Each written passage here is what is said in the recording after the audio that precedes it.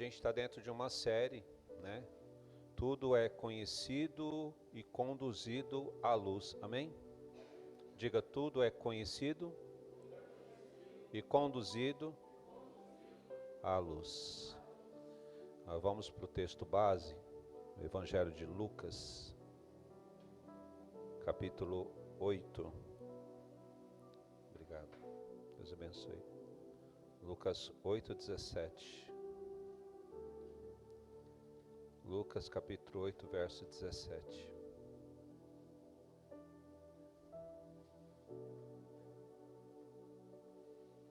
Essa semana eu levei alguns puxões de orelha. Olheira é aqui, né? Uns puxões de orelha, né? Do Espírito Santo.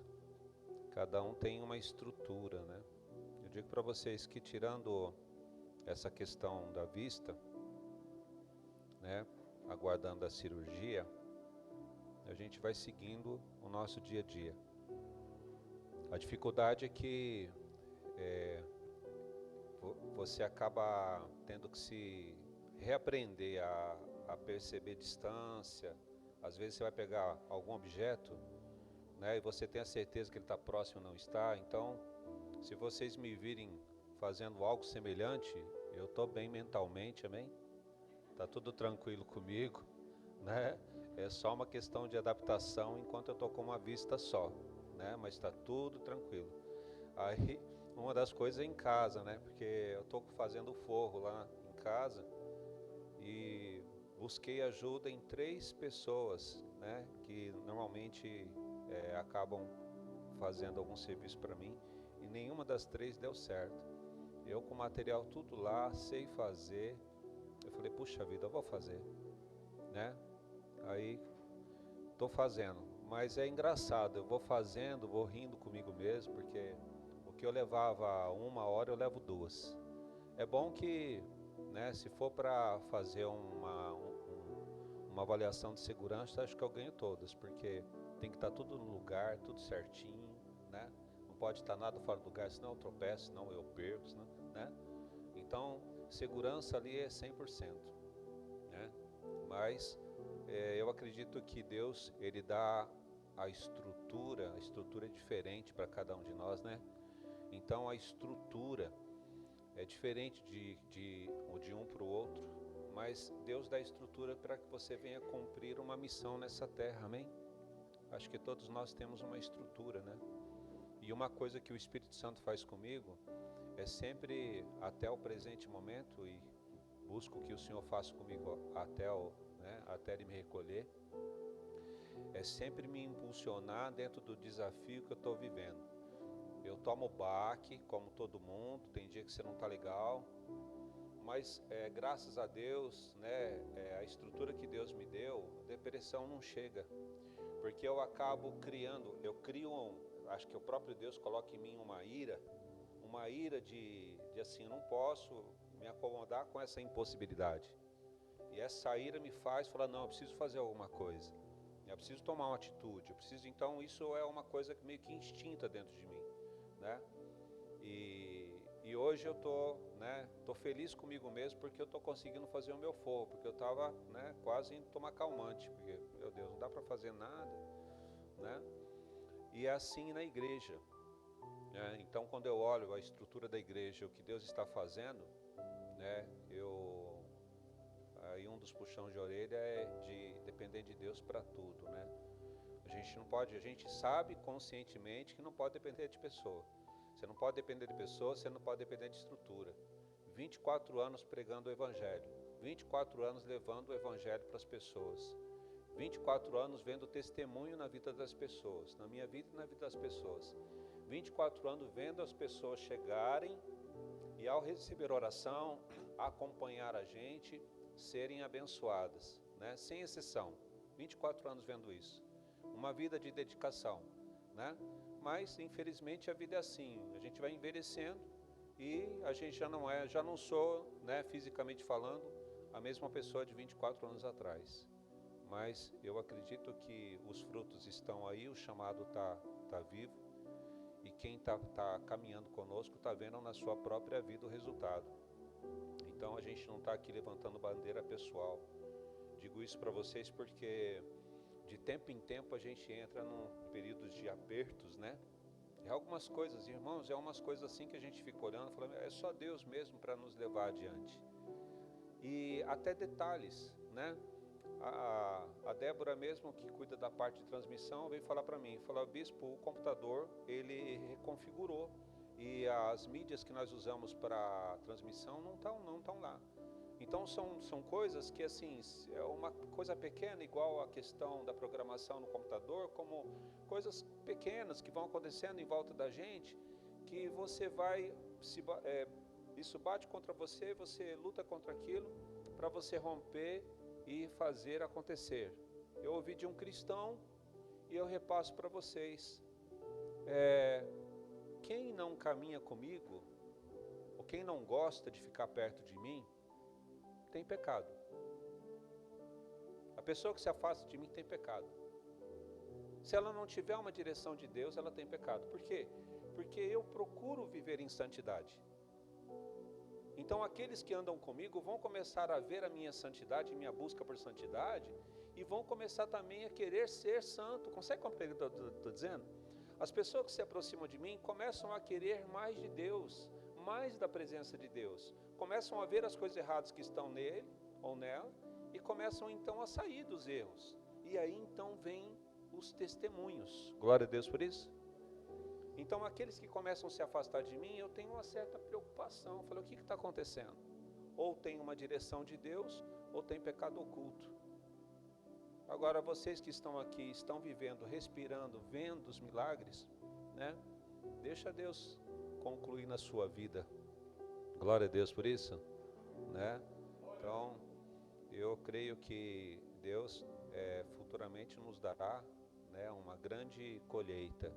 Ele não daria um espaço tão grande para a gente para uma colheita, porque a plantação daquele que trabalha no campo, de acordo com o tamanho do terreno, da área, é o tamanho do trabalho, né? A quantidade de trabalho, né? Deus não nos daria um espaço desse tamanho para um trabalho pequenininho, né? Então acredito que só está germinando. Como a semente tem que primeiro morrer para depois germinar, né? Então se a gente ainda tem que terminar de morrer, vamos morrer todo mundo junto em Cristo, posso ver amém?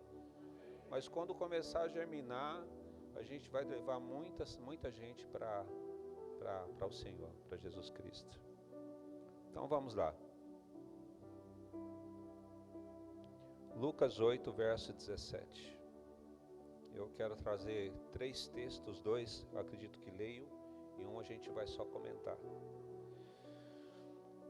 Porque não há coisa encoberta que não haja de manifestar-se, e nem coisa secreta que não haja de saber-se a vir à luz, né? Acho que aqui tem outra tradução, né? Porque não há nada encoberto que não venha a ser manifesto, nem coisa secreta que não venha a ser conhecida, nem trazida à luz, né? Quando passa o período da Páscoa, que é a morte e a ressurreição de Jesus Cristo, naquele momento, naqueles dias, Jesus então ascende-se ao céu, né? Ele fecha, conclui a obra da cruz, e num período de 50 anos nós somos preparados, diga preparados. No decorrer de 50 dias, toda a humanidade é preparada para receber a luz. Posso ver amém? No 50º dia, que nós conhecemos como Pentecostes, o Espírito de Deus vem sobre a vida de cada cristão como uma labareda de fogo, entra dentro de cada cristão, diga glória a Deus. A partir deste momento, há uma mudança de estrutura, de existência, que nos acompanha e vai nos acompanhar até Jesus voltar. Glória a Deus por isso. Em que essa luz, que é o Espírito Santo, vai nos tirando de tudo que é impregnação daquilo que é oculto. Então esse texto, quando esse texto diz para a gente, olha, não há nada em oculto que não venha a ser revelado. Por que você precisa ter isso no seu coração? Porque aquilo que é oculto em você, aquilo que é errado em você, né? Aquilo que você sabe que não está de acordo com a palavra, não está de acordo com as escrituras. Você não pode deixar isso permanecer em você.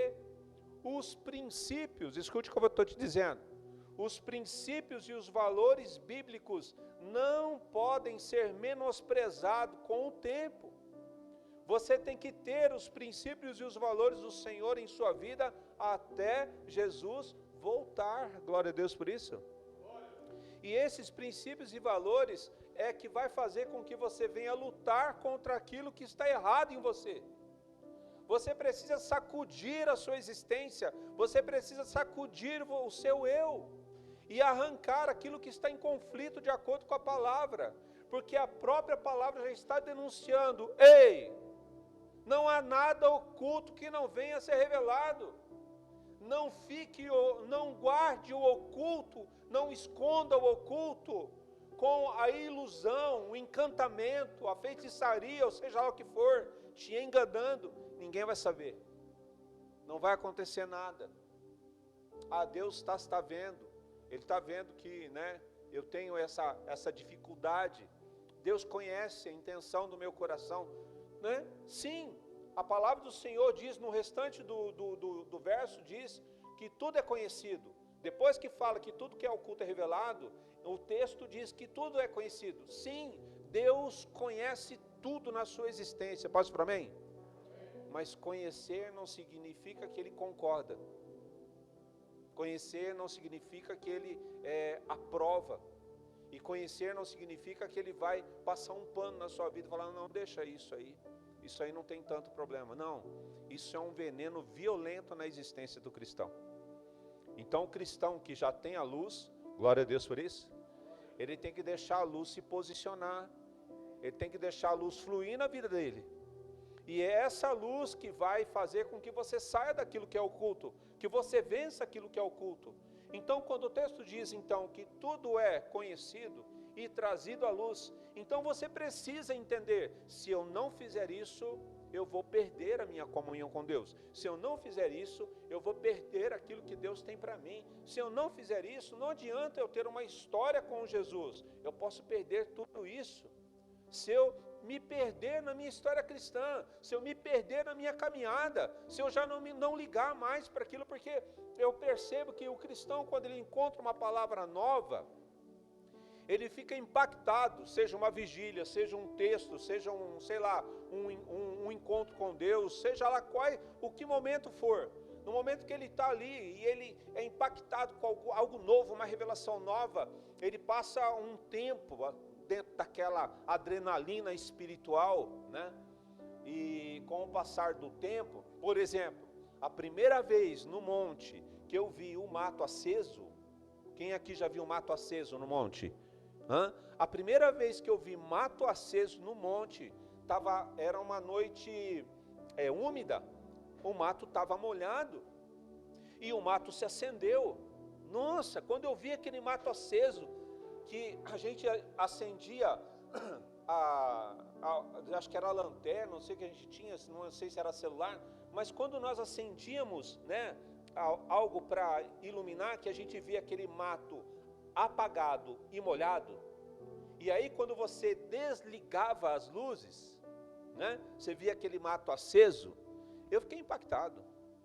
Ainda mais, então, depois, na compreensão bíblica, entender que aquele fogo é o fogo que Moisés viu na sarça ardente, aquele fogo era o fogo que estava no rosto de Moisés. Então você fica falando, meu Deus, eu estou vendo aquilo que Moisés viu. Então, naqueles dias eu fiquei impactado. Mas depois que você vê uma segunda vez, uma terceira vez, uma quarta vez, quando você está no monte com irmãos que são recém-convertidos ou nunca viu, e aí você vê uma brasa, o irmão fala assim, né? Bispo, tem um mato, acendeu, mas é um acendeu assim, você meio que se acostuma. Consegue compreender o que eu estou dizendo?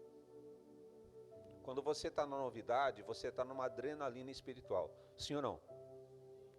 Agora você não pode deixar que o tempo faça com que aquilo que você recebeu do Espírito Santo se torne comum, porque as coisas que vêm do Espírito Santo nunca vai ser comum, mas é uma construção de vida sua diante do Espírito Santo, para você viver hoje, né, os seus desafios e vencer, e viver os seus desafios futuros e vencer. Glória a Deus por isso. Que a vitória do Senhor esteja sobre a sua vida em nome de Jesus Cristo. Quem recebe? Diga amém. Glória a Deus. E um outro texto combinado com esse, está lá no livro de Ezequiel, capítulo 40. Ezequiel capítulo 40, se eu não me engano, a partir do verso 5.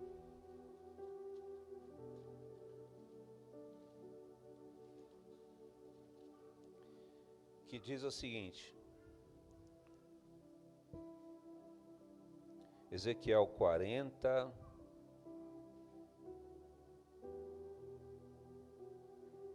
verso 4. Ezequiel 40, verso 4 diz assim: E disse-me o homem, filho do homem, vê com os teus olhos, ouve com os teus ouvidos, e põe no teu coração tudo quanto eu te fizer ver. Diga glória a Deus. Porque para tu mostrar, foste tu aqui trazido. Aí segue dizendo, anuncia, pois, a casa de Israel, tudo quanto vires. Glória a Deus por isso. O que o Senhor está dizendo para nós hoje? Tudo que você vê, tudo que você ouve e tudo que você põe no coração vindo do Espírito Santo, não é para guardar em 7 chaves, irmãos. Não é para trancar dentro de você. É para anunciar. E Deus está dizendo, foi para isso que eu te mostrei, foi para isso que eu te falei, foi para isso que eu coloquei no seu coração. Para quê? Para você anunciar. Anunciar. Aqui o profeta está vendo o templo. E aqui Deus está mostrando para ele o detalhe do templo. E depois que Deus mostra todo o detalhe do templo, Deus começa a mostrar, dizer para o profeta, como que se conduz dentro do templo.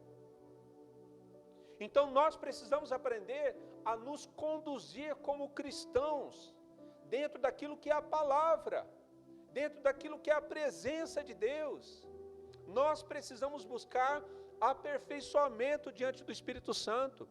Porque se nós então, se você entender que nós estamos no período entre Páscoa, no período bíblico, nós estamos no calendário bíblico, nós passamos pela Páscoa e nós estamos chegando em Pentecostes, estamos próximos a 50 dias de Pentecostes.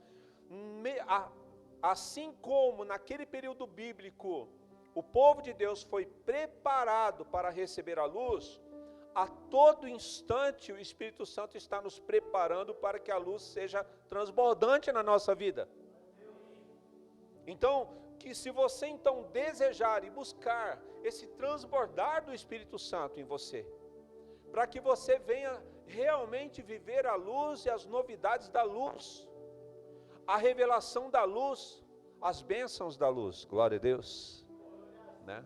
Para que então você viva abençoado, né? Protegido, guardado, direcionado pelo Senhor, glória a Deus por isso, para que você possa então usufruir de tudo aquilo que é o Senhor.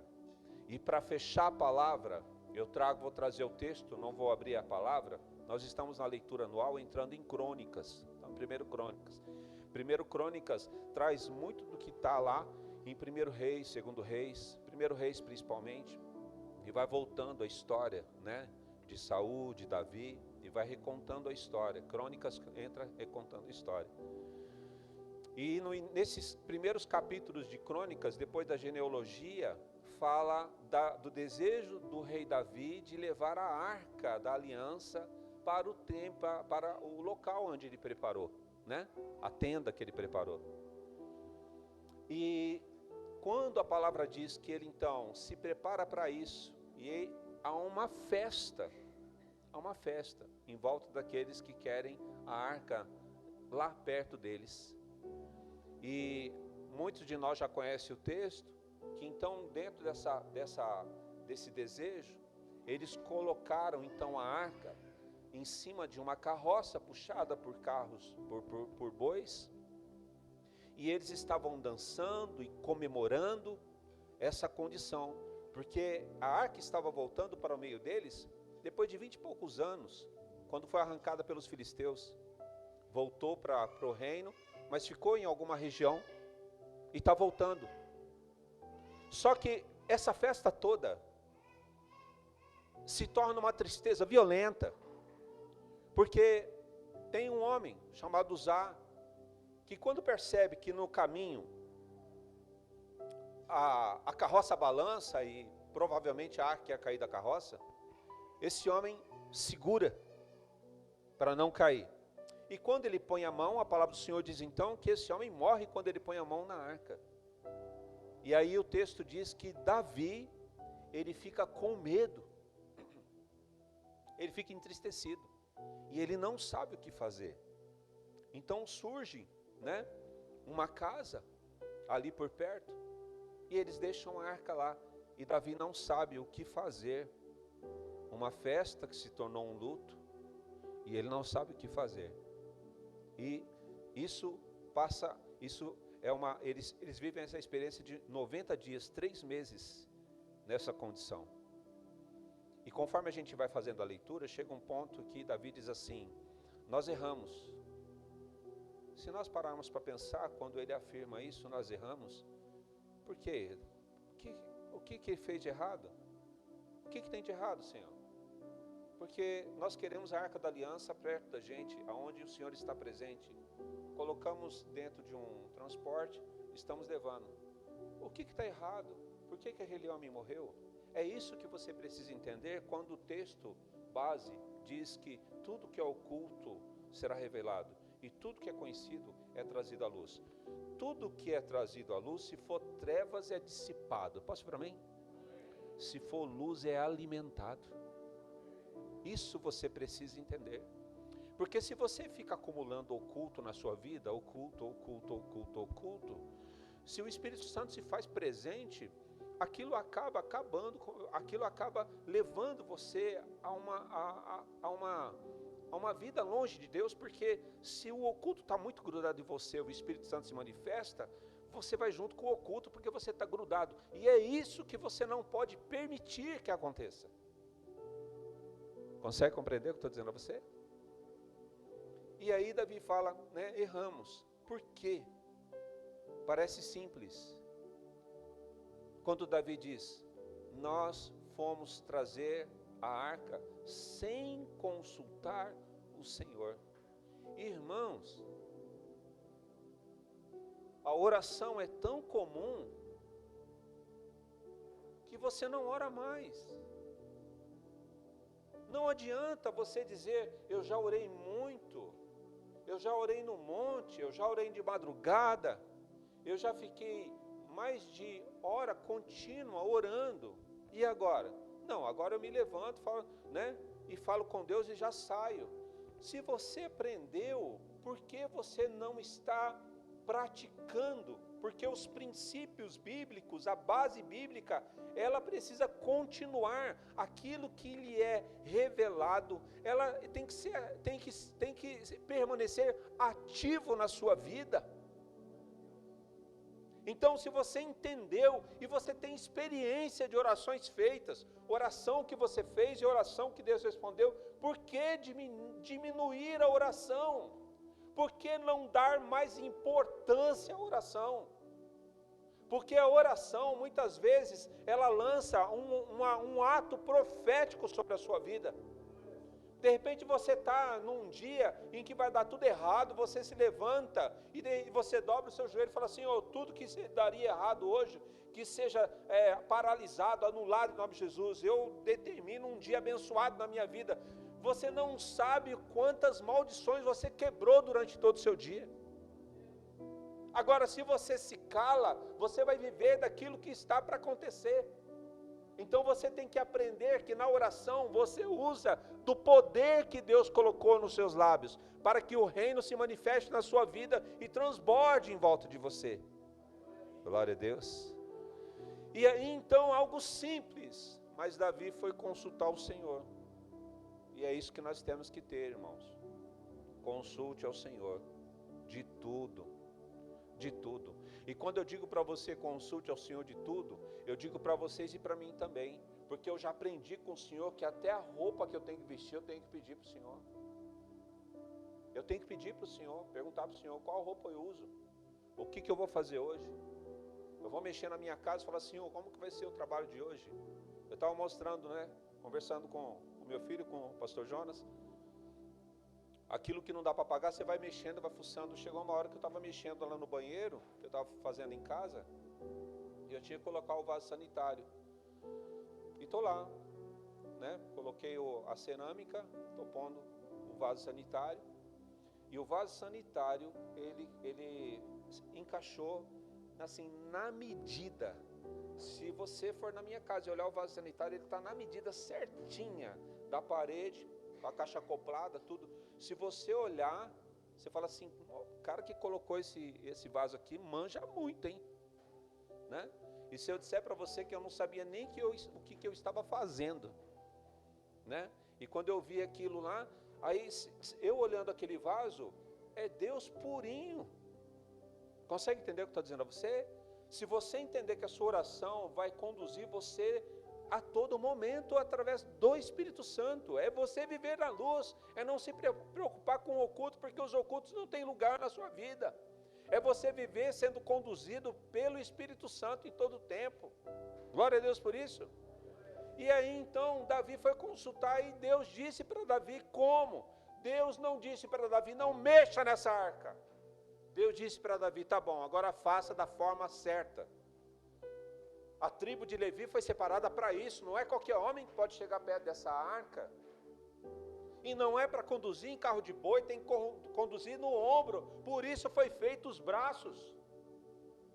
E a cada 6 passos tem que parar, adorar ao Senhor, e assim foi.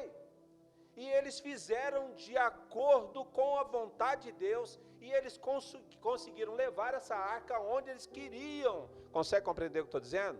Se você não aprender a conduzir a sua presença, a presença de Deus em você, não vai chegar no final, meus irmãos. A presença, o Espírito de Deus, a partir daquela data de Pentecostes, está como labareda de fogo sobre a vida de todos nós. Só que nós temos que deixar Ele conduzir. É Ele. Entenda que o texto está dizendo assim, tudo é conhecido e tudo é conduzido à luz. Não é você que conduz a sua vida. Não são os seus pensamentos, seus sentimentos. Não são. E aí, uma outra experiência que tive essa semana, conversando, com um irmão em Cristo, e ele disse assim para mim,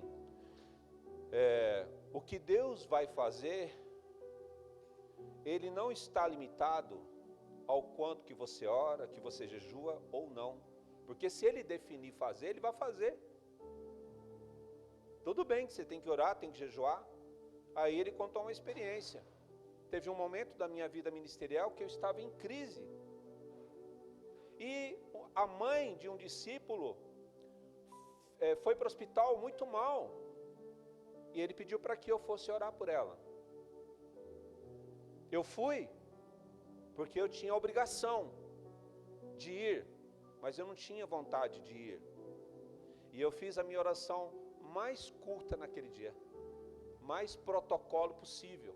Coloquei em nome de Jesus, pus a mão na cabeça da mulher e orei e fui para casa. Ele agradeceu, fui para casa. Passou alguns dias, ele liga. Quando ele liga, ele liga e fala assim, minha mãe foi entrou em coma. E eu do outro lado em crise ministerial, dizendo, puxa vida, né? Vai morrer. Mas passado alguns dias, a mulher chegou a morrer e ressuscitou. Aí ele disse para mim assim, eu carrego uma ressurreição na minha vida ministerial, num período em que eu não estava jejuando, não estava orando, não estava cheio de fogo do Espírito Santo. Eu estava em crise. Só que Deus, Ele determinou usar a minha vida naquele momento. Naquele momento houve uma ressurreição. Por que você precisa entender isso? Nunca é você. Consegue entender? Nunca é você. Sempre é o Espírito Santo. E quando é que você recebe todos os benefícios dessa comunhão? Buscando sua santidade. Então, se há algo errado em você, lute. Não permita que isso permaneça. Glória a Deus.